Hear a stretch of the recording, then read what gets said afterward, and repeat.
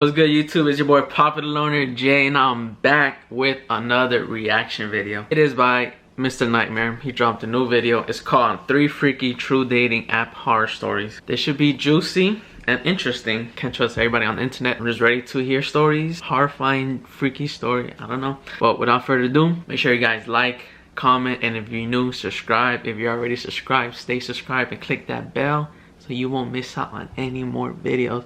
Let's get this video started. But before that, I'm at to cover up because I'm cold.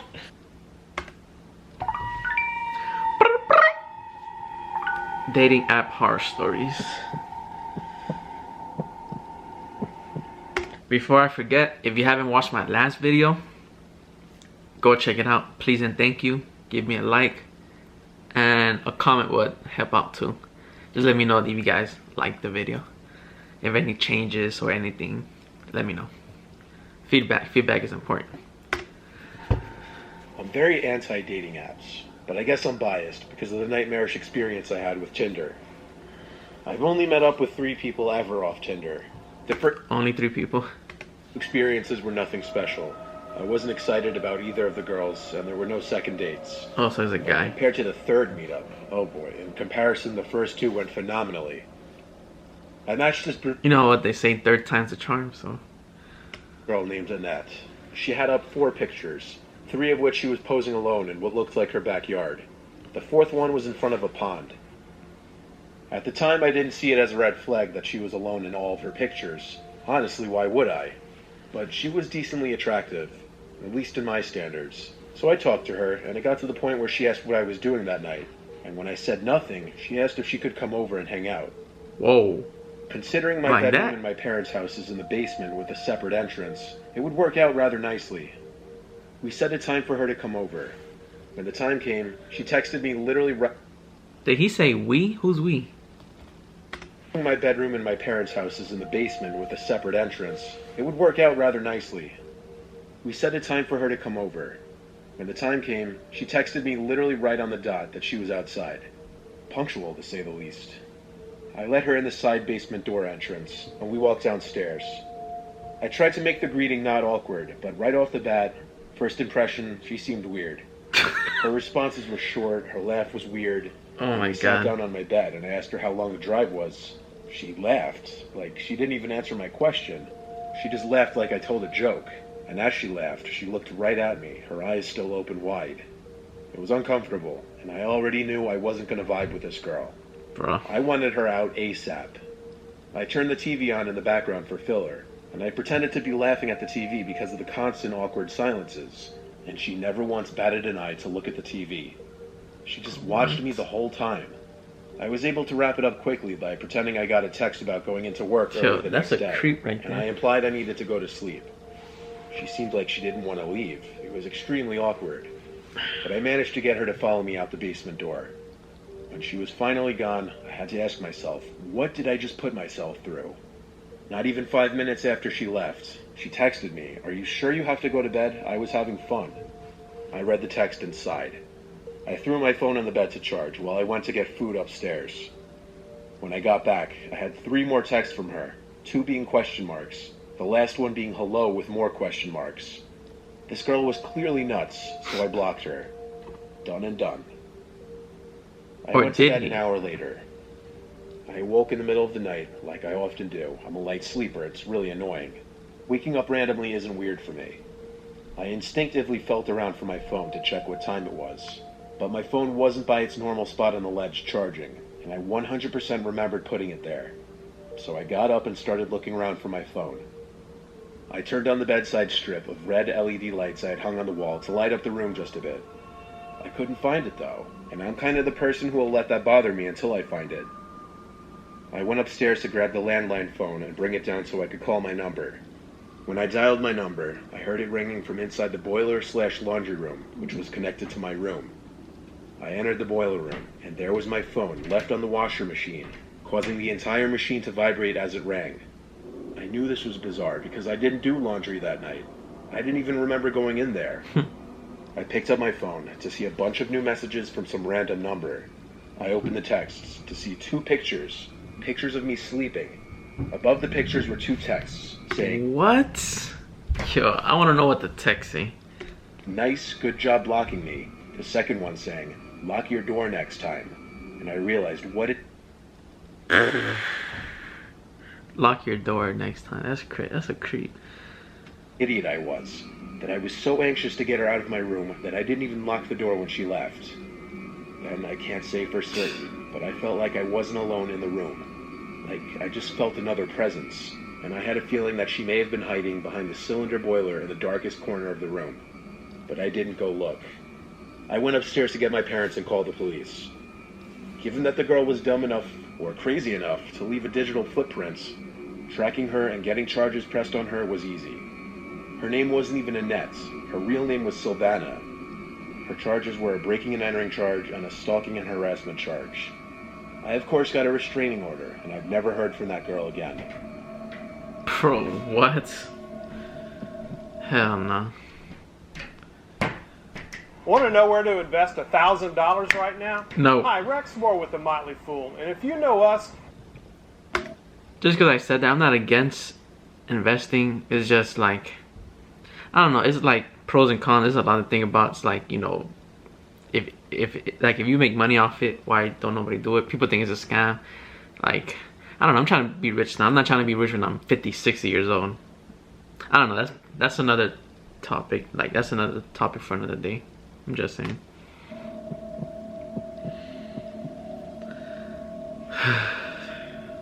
Coat. I've tried all the major dating apps, and I never really have much luck on them. My friend told me he was having luck on this app, Hot or Not, so I gave it a try. And right off the bat, I was getting a lot more likes, albeit from girls I didn't really find attractive at all. Still, on my first batch of free swipes, I matched this one cute blonde girl named Julia. I'll spare the details of our conversation, but it went excitingly well. It was one of those rare matches where the girl was attractive and very receptive to my messages. It's like too good to be true. Seeming like she was actually enjoying talking to me. We quickly moved to Snapchat. I asked her for her number, but she said let's talk on Snapchat instead. I was fine with that. I added her on Snap and she added me back. Her Snap score was low, like under 1,000. So right away I was suspicious and upset that this may have been too good to be true like I thought. She messaged me, and I messaged back being blunt, asking her to snap a selfie of herself just for my safety. I told her there's a lot of catfish profiles going around, so I can't be too careful. She opened the message right away, but didn't reply for a minute. I thought for sure the account was going to block me any second. But instead, to my surprise, I got a notification that I got a snap from Julia. I opened the snap, and it was the same blonde-haired girl from the pictures. Still, I wasn't convinced, so I asked her to give me a thumbs up or a peace sign. She opened the chat. I was waiting to see if she'd block me this time. She didn't respond for a couple minutes, until finally, she sent another snap. I opened it, and it was half her face smiling, holding up a peace sign. That was enough for me. I snapped her back, and then we messaged for a little while. We eventually made plans to hang out. She invited me over to her house, which was across town, not too far away. She said she was home alone and that it wouldn't be a problem. She gave me an exact address. I noticed she had her Snap map on, so I did a little check to make sure her address matched her Snap location, and it seemed to check out. I told her I'd be over in a few. I changed into decent clothes, sprayed on some cologne, combed my hair, and got in my car to head over. I remember thinking... Decent clothes, comb your hair. It's nothing funny about it. I mean, I know I laugh, but it's just like, you know, like, I don't know. It's the way he said it, I guess. May have overdid it with the cologne. She snapped me while I was driving, asking if I was on the way. I told her yes. She read it immediately, but didn't respond. I got to the house. It had the number 22 written clear as day next to the door. I messaged her that I'm here. She didn't open the snap, though, so I decided to just go ring the bell. There were no cars in the driveway, and the grass seemed like it hadn't been cut in a few weeks. Bro. I rang the bell, but she didn't answer, so I started knocking really loud. When she still didn't answer, I went back to Snap and tried calling her using that. It just kept ringing, though. She didn't answer. Was I just pranked? I suddenly heard a woman's voice yelling something at me across the street. For some reason, I imagined it to be Julia at first, till I realized it was an older woman yelling, "Excuse me, what are you doing?" I began walking back to the street and called back, "I'm meeting someone." She said back to me at a lower volume now that we were closer that I have the wrong house, nobody lives there. I asked the address of the house, and the address she told me matched the address this Julia girl gave me. I thanked her and got in my car. I went to try to message Julia one more time, but she blocked me. I felt like I was played for a fool. They unmatched me on Hot or Not, too. Luckily, I took screenshots of the profile before that, because I sent some to one of my friends before driving to the house. When I got home, I sent screenshots to my friend group chat with like 8 other people, asking if anyone knew her. One guy, my friend Darren, said that's Lisa, a girl who overdosed on heroin 2 years back. What? Yo, the way people be catfishing people is like crazy. That another friend in the group chat confirmed he was right. I got goosebumps because the snaps I got were from a girl who matched that Lisa girl completely. I told my friends, and they thought either I was crazy or the situation was crazy. I'm without a doubt certain the girl in those snaps was Lisa. How this happened, I have no earthly idea. Better question, why was I led to that house? I can't even try to imagine. That's crazy. Probably the house was like abandoned. Don't press that skip ad button. I can guarantee yes, I will. The biggest financial mistake of your life. My name is Louis should I? Lavalier, and I'm a member of America's... I don't know. Whatever.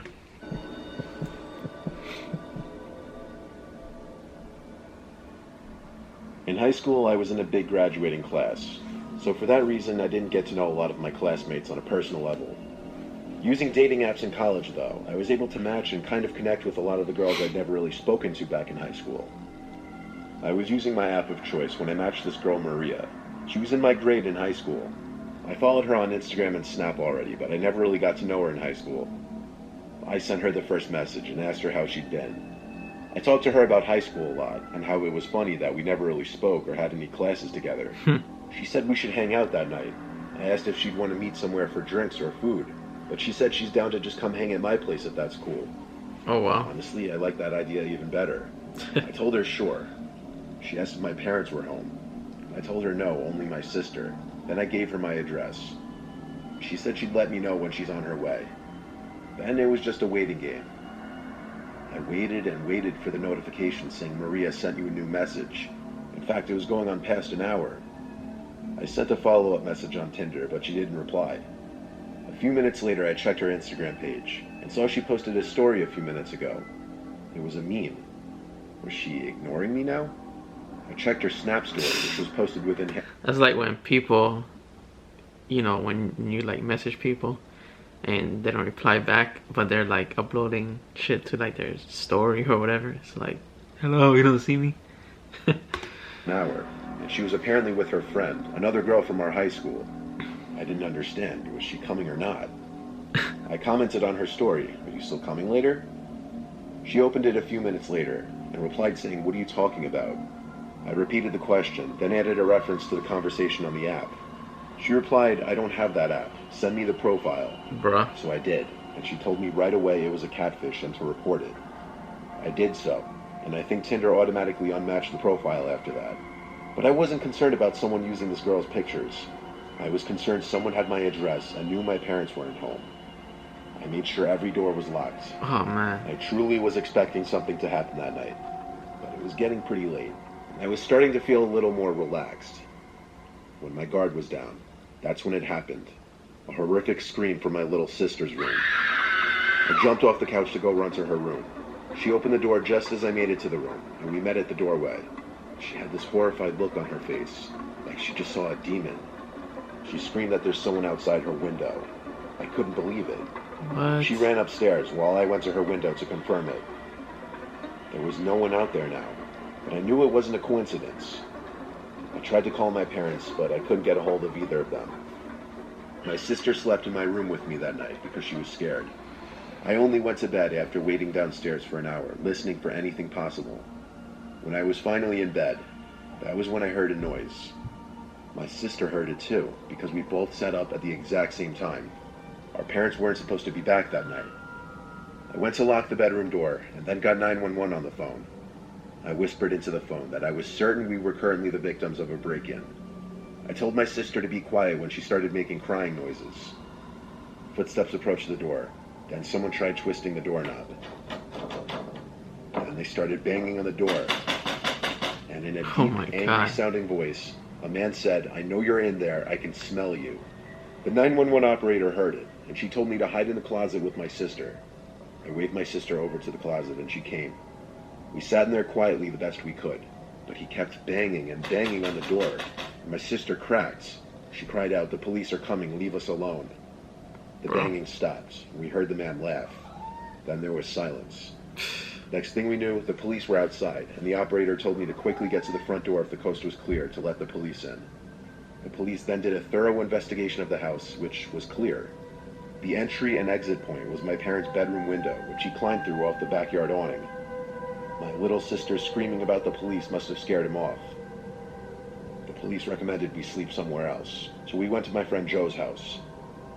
Ever since then, I always verify whoever I'm talking to from online is actually who they say they are. That's crazy. That's terrifying. Giving somebody your address and they, pull up unexpectedly. Not the person that you want to pull up. That's crazy. Well, you guys heard it. It's, a couple of experiences, just catfish online. You gotta verify. I don't know. It's a crazy world with like a lot of crazy sickos. Alright guys, that's 3 crazy stories. I hope you guys did enjoy this video. Not really much of a reaction, but at least I got to hear like some kind of like spooky, evening story vibes. Hope you guys did enjoy this video. Make sure you like, comment below, and if you're new, subscribe. If you're already subscribed, stay subscribed. Like I said before, there's any other videos like YouTube channels I should check out. Just let me know down in the comment section below. I reply to like all my comments. Alright guys, Papa Alone and Jay, thank you for having me, and I appreciate you watching, and I'm out. Peace.